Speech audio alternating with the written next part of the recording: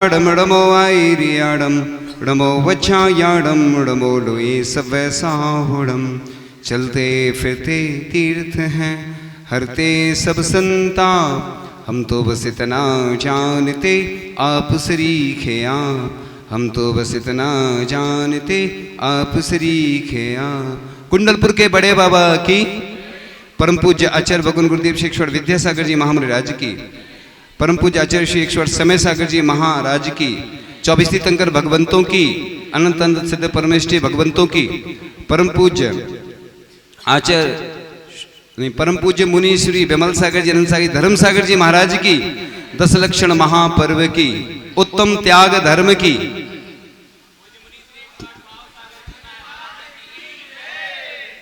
आज त्याग का दिन है, हमारी भी भावना हो रही है कि सब त्याग कर दे आज, है ना।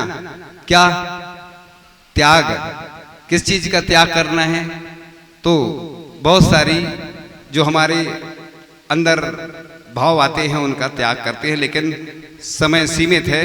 तो जो जिनेन देव की पूजा अर्चा स्तुति किया करता है, रथोत्सव प्राण प्रतिष्ठा महोत्सव में दान दिया करता है, जो जीवों के दुख दूर कर सुख से जिया करता है, जन्म जन्मांतर में प्रतिदिन उनके घर धन वैभव विजय का बाजा बजा करता है, तो जो दान देते हैं उनकी प्रसिद्धि पूरी दुनिया में फैल जाती है।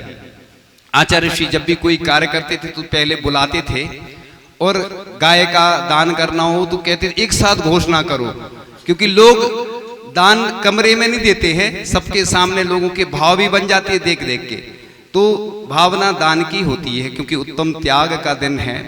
तो त्याग तो 12 महीने करना चाहिए, लेकिन जिस दिन जिसकी बारी होती, जिस दिन शादी होती ना, तो गिफ्ट देने जाते ना, ऐसे भगवान का कोई कल्याणक होता है, मोक्ष कल्याणक, तो लाड़ू अर्पण करते हैं, है ना।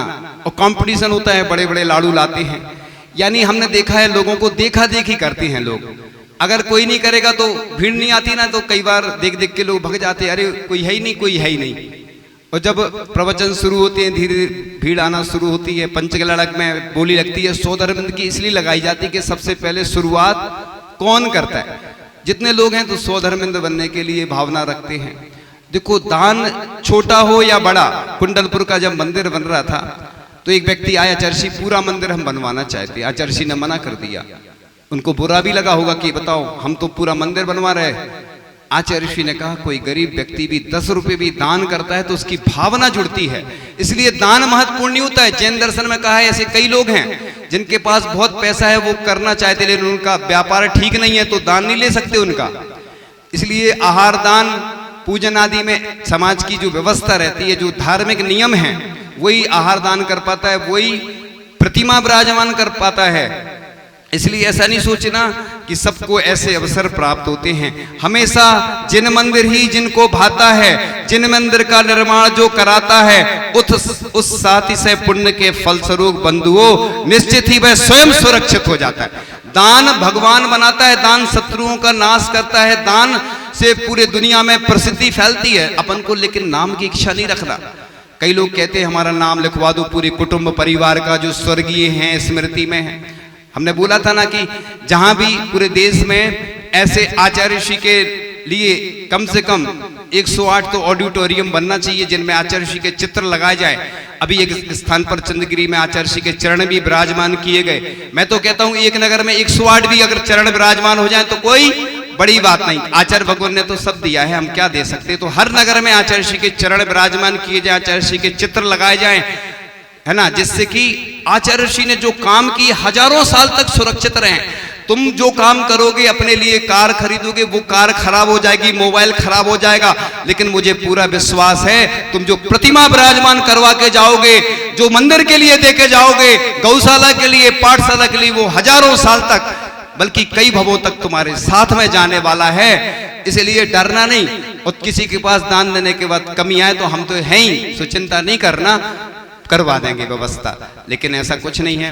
इस नहीं पिछी का मंडल नहीं, भक्त तो हैं, अरे अलग से बहुत सारे लोग हैं देने वाले।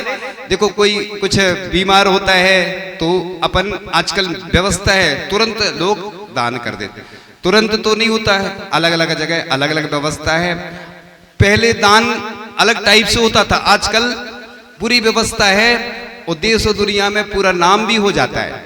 जो अच्छा दान करता है, बड़ा दान करता है, तो पूरे दुनिया में प्रसिद्धि हो जाती है।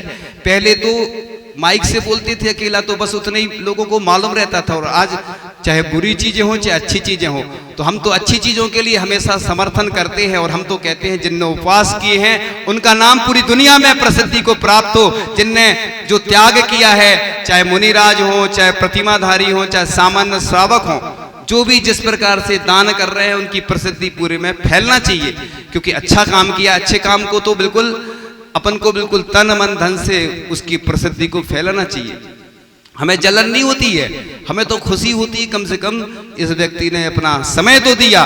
कोई तन से, कोई मन से, कोई धन से, कोई समय का दान करते हैं। सब दान करते हैं, त्याग करते हैं। त्याग तो सर्वस्व का होता है। मुनिराज जिस दिन दीक्षा लेते हैं तो पूरी सब छोड़ देते हैं, लेकिन गृहस्थों को एक साथ नहीं छोड़वा सकते। हमें मालूम है लोगों के पास कितनी जमीन है, कितनी जायदाद है, बहुत सारे लोग हैं, लेकिन वो कोई काम में आने वाले नहीं है। चले जाओगे साथ में पाप का अर्जन करके ले जाओगे। लोग ऐसे ऐसे हैं जिनने इतना पैसा कमाया, दिन भर सुबह से लेके शाम तक दुकानदारी में मेहनत करते हैं, ग्राहक पैसा खा जाता है, रिश्तेदार खा जाते हैं, शेयर में लगा देते हैं। एक स्थान पे एक व्यक्ति आया, उसने कई लोगों को झांसा दिया, फंसा लिया, ब्याज ज्यादा देने लगा, बाद में रफू चक्कर हो गया, करोड़ों रुपए लेके वापस चला गया। ऐसी कई कंपनी है। मतलब लोगों को जहां लालच आ जाती उधर तो फंसा देते पैसा। जैसे ही दान की बात आती तो लोग आते नहीं है, खिसक जाते हैं, भग जाते हैं। अरे ये सोचो, ये तो बड़ा पुण्य वर्धन का महोत्सव है, तुम्हारा पुण्य बढ़ाने वाला है, डरना नहीं। और डर जाओगे तो तुम्हें कोई पूछने वाला नहीं है। एक से करोड़पति घूमते रहते, कोई इज्जत नहीं उनकी, ना घर में इज्जत ना बाहर इज्जत। पैसे से इज्जत नहीं होती है, ये भूल जाओ तुम लोग कि महाराज जी लोग पैसे वालों की इज्जत करते हैं। हम लोग उसकी इज्जत करते हैं जो उपवास करने बैठे हैं, जो उपवास कर रहे हैं, त्याग करते हैं। आपने देखा होगा कि कलश स्थापना होती है, पिछी परिवर्तन होता है, दीक्षा होती है, बड़े बड़े कार्यक्रम क्यों होते हैं सबके सामने? ये इसलिए होते, पहले कमरे में हो जाते थे सभी, और कई संघ के तो कलश स्थापना आदि नहीं करते हैं, ये अपनी अपनी व्यवस्था है। लेकिन मैं तो कहता हूं कि जो भी काम करो अच्छे से दिखा के किया करो, है ना? क्यों करो? इससे क्या दूसरे लोग भी देखते हैं, प्रेरणा लेते हैं, उनका भी मन होता है करने का। खरबूजे को देख के खरबूजा रंग बदलता है, इसलिए अच्छे से किया करो, डरो नहीं। लेकिन गलत काम नहीं करना, और गलत काम का प्रचार बिल्कुल नहीं करना, उसके लिए उपगुहन स्थितिकरण है। ये गलत बात होती है कि कोई की अगर गलती हो गई तो वो स्वयं जाए, गुरु से प्रायश्चित ले, क्योंकि पाप तो उसके द्वारा हुआ है। ठीक है, वो जाके चुपचाप चर्चा कर ले। साधु भी प्रायश्चित लेते हैं, आचार्य महाराज से तो अकेले में लेते हैं। क्यों लेते हैं? क्योंकि कुछ बात ऐसी होती है सबके सामने थोड़ी बताई जाती। ये तो लोगों की खराब आदत है कि अपने अगर दोष हैं वो नहीं दिखते हैं। कई लोग क्या करते हैं, अपने दोष छुपाने के लिए भी ऐसा करते हैं। इसलिए जो त्याग कर रहा है उसकी अनुमोदना करो, उसकी प्रशंसा करो, इससे तुम्हारा पुण्य बढ़ेगा। तो जिन प्रतिमा जो स्थापित करता है, स्थापन कर जो निध हृदय में धरता है, वह नर पुण्य कमा कर बंधुओं तीर्थंकर प्रकृति का बंद करता है। इसलिए लिखा है जो दान करता है वो भगवान बनता है, महान बनता है, और उसके जितने शत्रु हैं वो मित्र बन जाते हैं। प्रसिद्धि तो फैलती ही, वो बता ही दिया। ऐसा लिखा है कि जो छोटी सी प्रतिमा भी विराजमान करता है, यानी कुंदरू के बराबर, बेलपत्र बराबर, उसकी महिमा का वर्णन करने के लिए कोई समर्थ नहीं है। इसलिए हमारी तो भावना है पूरे देश में और विदेश में भी आचार्य ऋषि के चरण ऐसे स्थापित होना चाहिए। जहां जहां तक हमारी बात पहुंचेगी वो सब तैयार हो जाएंगे, और जहां भी पंचकलड़क आदि होंगे वहां पर प्रतिष्ठा होती जाएगी। और आचार्य भगवान के जो भी यश कीर्ति है, आचार्य ऋषि की तो यश कीर्ति पहले से ही दुनिया में फैली है। लेकिन हम छोटे से शिष्य हैं, हम कुछ नहीं कर सकते हैं, लेकिन लोगों को प्रेरणा तो दे सकते हैं कि आचार्य भगवान ने तो वाकई में अपना पूरा जीवन इसी कार्य में लगा दिया। और त्याग के दिन आचार्य भगवान के आशीर्वाद से गौशालाओं के लिए विशेष दान होता ही है। आचार्य भगवान ने दान की परंपरा जीवित की है। इसलिए आचार्य भगवान ने गरीबों को अमीर बनाने का ऐसा मंत्र दिया। कई उदाहरण हैं जो हम पहले दे चुके हैं कि महादानी की कहानी में हमने कई ऐसे देश के लोगों के उदाहरण दिए हैं, सुनाए हैं कई बार। हम क्या करते हैं, शॉर्ट एंड स्वीट ही बोलते हैं। कहानी में ज़्यादा समय लगता है, इसलिए कहानी अलग से सुना देते हैं कि महादानी की कहानी। ये अलग से सुना देते हैं। इसलिए आज तो बस शॉर्ट एंड स्वीट बात करेंगे कि बस अपने दान को सार्थक कर लो, करोड़ों की संपत्ति तुम चले जाओगे, पाप का अर्जन करके जाओगे। और अगर एक प्रतिमा विराजमान कर दोगे हजारों वर्ष तक, लिखा है खजुराहो की प्रशस्ति में कि मैं उसका दासानुदास रहूंगा जो इस मंदिर की पूजन आदि की व्यवस्था करेगा। देखो पहले के लोग जमींदार कर जाते थे मंदिर में, मंदिर के लिए सोना चांदी जमीन मकान दुकान और भी कई चीजें दान कर जाते थे। इसलिए कर जाते थे कि मैं चला जाऊंगा लेकिन मेरी ये संपत्ति सुरक्षित होगी तो मंदिर को दान करने से होगी, गौशाला को दान करने से होगी, पाठशाला को दान करने से होगी। बल्कि पाठशाला के जो फंड बनता है वो इसलिए नहीं बनाया जाता, उसके ब्याज से पाठशाला की व्यवस्था चलती रहे। और व्यवस्था पर भी चेंज होना चाहिए। पूरे देश के लिए मैं एक बात कहना चाह रहा हूं कि किसी मंदिर में कोई भी पद में बैठा हो तो दूसरे लोगों को जोड़ते चले जाएं, कब्जा नहीं करें। भगवान पर मुनिराजों के ऊपर किसी का कब्जा नहीं होता है। प्रत्येक व्यक्ति का अधिकार है कि अपन नए लोगों को व्यवस्था सौंपते जाएं। ऐसा नहीं एक बार बन गए तिजोरी में पैसा डाल दिया। लोगों ने सोने की झारी इसलिए बनाई थी, कलश बनवाए थे कि मंदिर में भगवान का अभिषेक हो। कई लोग बोलते हैं महाराज जी पैसा दे देते हैं और वो लोग और काम में लगा देते। बिल्कुल नहीं करना। हम तो ये कहते हैं अगर तुम छत्र की बोली लो तो खुद ही बनवा के दे दो। अच्छा अगर समाज नहीं कर रही है चिंता नहीं करो, मंदिर में तुम जीरो से लेके ऊपर तक कुछ भी काम करोगे सब में पुण्य का अर्जन है। तुम झाड़ू भी लगाओगे तो मंदिर का काम है वो पुण्य। अपनी दुकान में तो सब झाड़ू लगाते, अपने घर में लगाते, और मंदिर की बारी आती तो कौन लगाता है वो सबको मालूम है। ये मंदिर का काम तो ऐसा है, पुण्य बढ़ाने वाला है। लोगों के सूतक आ जाता है तो लोग पूजन अभिषेक करना छोड़ देते हैं। कहां लिखा, किस शास्त्र में लिखा कि मंदिर नहीं आना, छूना कुछ नहीं, भाव से सब क्रियाएं करो, आहार भी देखो, पूजन भी भाव से करो, पढ़ो। लोग क्या करते घूमते रहते, हम देखते। और कई पीढ़ी हो गई, अलग से उसके बारे में आप चर्चा कर लेना, वो हम बता नहीं रहे। हमें दिखता है तो हमें दुख होता है कि बेचारे पैंट शर्ट में घूम रहे, जैसे जाति से अलग कर देते ना, बेचारे घूमते रहते, हमें दुख होता ना बेचारे। तो भाव पूजा करो, आहार भी देखो, छूना कुछ नहीं। बस इसके बारे में डिटेल आगे आपको सब मालूम है और चर्चा हो चुकी है। लेकिन ऐसे लोगों को जोड़ो। हम पूरे देश विदेश में रहने वाले सबके लिए यही बात बोलते हैं कि हमारे जो गरीब हैं समाज के, उनको रोजगार दें। अपन अपने पैसे का कोई उपयोग नहीं होना है। गरीब बेचारे रहते हैं, समाज में कोई बीमार रहता है, स्थिति खराब है, अपने आज कुछ है ही नहीं। सिलवानी में एक बहुत अच्छी व्यवस्था है समाज में कि अगर कोई गरीब होता है तो मंदिर से उसको राशि देते हैं, ब्याज सहित वो वापस देता है और बिजनेस करवाते हैं। कोई बीमार आदि है तो ये कितनी अच्छी व्यवस्था है समाज की। हम देखते हैं कि जब अपन दान करते हैं विधान में, पंचकल्याणक में, तो आचार्य श्री ने प्रतिभा स्थली खुलवाई तो क्या बच्चे पढ़ रहे हैं उनको निर्माल का दोष लगता होगा क्या? आचार्य श्री सब जानते थे। आचार्य श्री ने देखा कि राशि को लेकर लड़ाई झगड़े होते हैं तो उन्होंने फिर ये व्यवस्था बनाई। आचार्य श्री जैसा संत इस दुनिया में मिलना बहुत कठिन है। भले ही वो नहीं है लेकिन उनकी जब भी याद करते हैं तो आंखों में आंसू आ जाते हैं। बहते हुए आंसुओं ने आंख से बस इतना ही कहा कि मुझे क्या पता था घर से निकाले जाएंगे। आचार्य ऋषि की कमी तो कोई पूरी कर ही नहीं सकता है। आचार्य भगवान ने जो काम किए हैं अब हमें उसे आगे बढ़ाना है। तो इसलिए चाहे भले ही कोई गरीब हो, अगर वो चाहता है कि हम अमीर बने तो बस वो दान करे। दान के बाद उसका जीवन अपने आप परिवर्तन होता चला जाएगा। इसलिए दान ऊंचाइयों पर पहुंचाने में निमित्त होता है। और ये नहीं सोचना कि अभी तो किया था, भोजन तो रोज करते हैं। कितने लोगों के पास मकान है, कितनी जमीन है, कितनी जायदाद है, कितना परिग्रह है। अरे हम तो कहते आज नियम ले लो, जितने लोग हैं ना, अभी महाराज जी से नियम ले लेना, हाथ खड़े करके परिग्रह प्रमाण सबको बनाना है। ये शास्त्रों में नहीं लिखा है कि खूब सारा परिग्रह रखो। मुनिराज के पास रहता है क्या, सब छोड़ देते।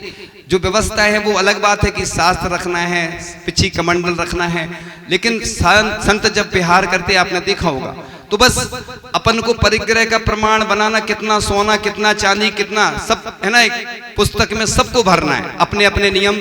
कभी कोई बीमार हो गया तो कम से कम मालूम तो रहेगा कि है ना। एक बार हमने चंद्रगिरी में आचार्य से कोई नियम लिया और छूट भी रखी, तो अपन छूट के साथ जो भी नियम लें छूट जरूर लें कि बीमारी की, बाहर जाने की, परेशानी की छूट है। बाकी परिग्रह प्रमाण नहीं बनाओगे, अचानक कोई मरण हो गया तो कैसी गतियों में जाओगे वो आपको सब मालूम है, सब जानते हैं। इसलिए अपन को परिग्रह का प्रमाण बनाना है। और ये जो परिग्रह प्रमाण बना लोगे 10 लाख हरी होती हैं, हरि किसको बोलते हैं मालूम है ना? हरि लोग बोलते, शास्त्रों में हरि नहीं लिखा कहीं पे, वनस्पति लिखा है। 10 लाख वनस्पति होती हैं, अपन ने प्रतिदिन 10 का 25 का नियम ले लिया, उससे ज्यादा का त्याग। कोई 100 का ले सकता कि हम 100 टोटल लेंगे, बस 2 अलग अलग नियम होते। इसी प्रकार से हम इतना सोना रखेंगे, पूरे परिवार का नियम रहेगा। अपने हिस्से में कितना सोना आ रहा, कितना चांदी आ रहा, इससे मालूम भी तो चल जाएगा हमारे हिस्से में कितना है। बाद में बंटवारा होगा तो सुविधा हो जाएगी। तो वसीयत कहलाती अपनी, ये अपनी वसीयत पहले से तैयार करके रखो, कब क्या हो जाए नियम लेके रखो। महिलाओं के पास साड़ी रहती ना 100 200 500, अरे गरीबों को दान करो। कई बार व्यापार में देखते हैं, बिजनेस में जिनकी दुकान रहती है उसमें एक्स्ट्रा जो चीज निकलती ना, बारदाना, वो बेच देते। गौशाला को दो, वो पाठशाला को दो। महिलाओं के पास भी एक्स्ट्रा रहता है, इनकम होती रहती है। जिनके पास भी जो एक्स्ट्रा धन रहता है, नहीं है तो अपन को ऐसी व्यवस्था बनाओ। पाठशाला के लिए हम पूरे देश में जाते हैं, देखते हैं कि लोग 100 200 रुपए ले रहे, लोग देते ही नहीं है। गौशाला की भी स्थिति ऐसा ही है। इसलिए गौग्रास के माध्यम से गौशाला में ऐसी व्यवस्था बनाएं जिससे कि गायों की व्यवस्था चलती रहे, क्योंकि गौशाला में खर्च ही खर्च होता है, पाठशाला में भी। इसलिए पुण्यार्जक बनाए जाते हैं कि जिससे कलश आदि रख के, या प्रतिदिन में तो लोग कंजूसी करते हैं, क्योंकि जब शांति धारा की बात आती है तो लोग छोटी सी राशि में नहीं देते हैं। जब बड़ा कार्यक्रम हो और कोई बड़ी योजना हो तो फिर बड़े बड़े रूप में लोग भाग लेते हैं। यानी कुल मिला के हमें ये लगता है कि लोगों का काम बस यही हो गया है कि सामने लोग देख रहे हैं तो बड़ी बड़ी घोषणाएं होती हैं, नहीं तो अगर कोई लोग नहीं हो, देख नहीं रहे हो तो कोई नहीं करता है दान। इसी प्रकार से चारों प्रकार के दान करना चाहिए। शास्त्र दान कैसे करना चाहिए तो आचार्य ऋषि को महाराज जी ने बताया था अभी कुंडलपुर में कि ताड़पत्र पर ग्रंथ विराजमान करके प्रिंट करके 2000 वर्ष तक सुरक्षित रखें। ताम्र पत्र पर, रजत पत्र पर, स्वर्ण पत्र पर भी आचार्य ऋषि ने जितनी आचार्य ऋषि का परिचय, दीक्षा आदि स्वर्ण पत्र में लिखी जाए, जिससे कि उनकी यश गाथा स्वर्ण अक्षरों में लिखी जाए। और इस प्रकार से ग्रंथों को ताड़पत्र, ताम्रपत्र आदि आदि पर विराजमान किए जाएं। प्रतिमाएं भी धातु की इसलिए बनाई जाती है कि हजारों साल तक वह जैन दर्शन की, जैन धर्म की, हमारी उम्र कितनी है, जितनी आचार्य ऋषि की थी उससे तो कम ही होगी लगभग, हमें नहीं मालूम तो है, लेकिन आचार्य ऋषि से ज्यादा मुश्किल है, क्योंकि आचार्य ऋषि ज्ञान सागर जी महाराज की लगभग 82 वर्ष, आचार्य श्री शांति सागर जी की 82 वर्ष के आसपास थी, और आचार्य ऋषि की 77 वर्ष। आपकी कितनी है? 60 के बाद कोई भरोसा नहीं, 50 के बाद भरोसा नहीं, कब क्या घटना घट जाए। कर लो सो काम, भज लो सो राम। इसलिए मेरे प्रभुवर का नाम राम, हे प्रभुवर तुम्हें प्रणाम। तो मेरे प्रभुवर कौन है? आत्म राम, और हमारे सिद्ध प्रभु राम भगवान जिन्होंने मोक्ष प्राप्त किया है। तो बस उनका नाम लेकर हम काम करते चले जाएं।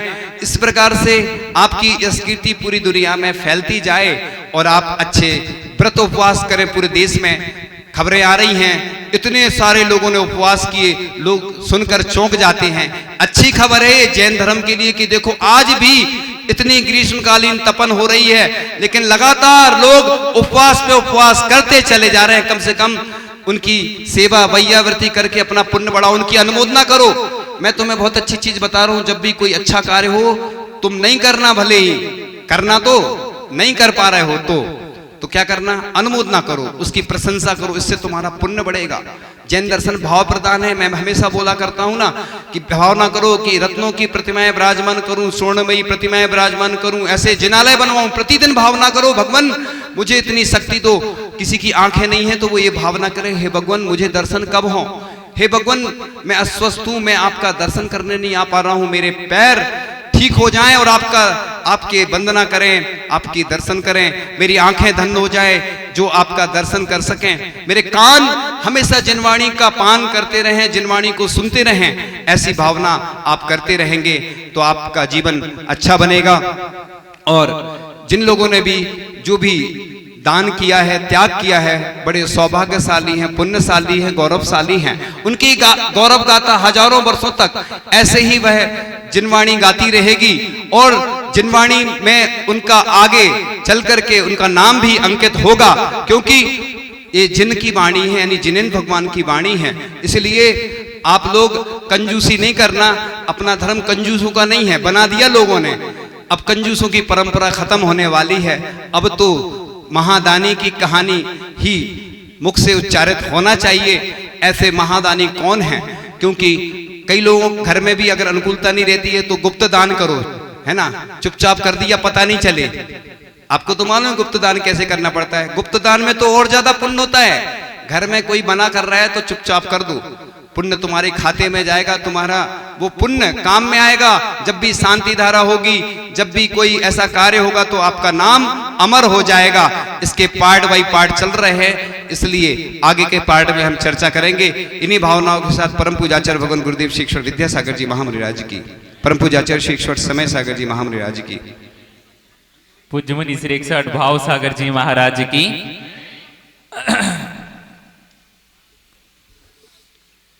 चलते हैं पूज्य बड़े महाराज जी के पावन चरणों में।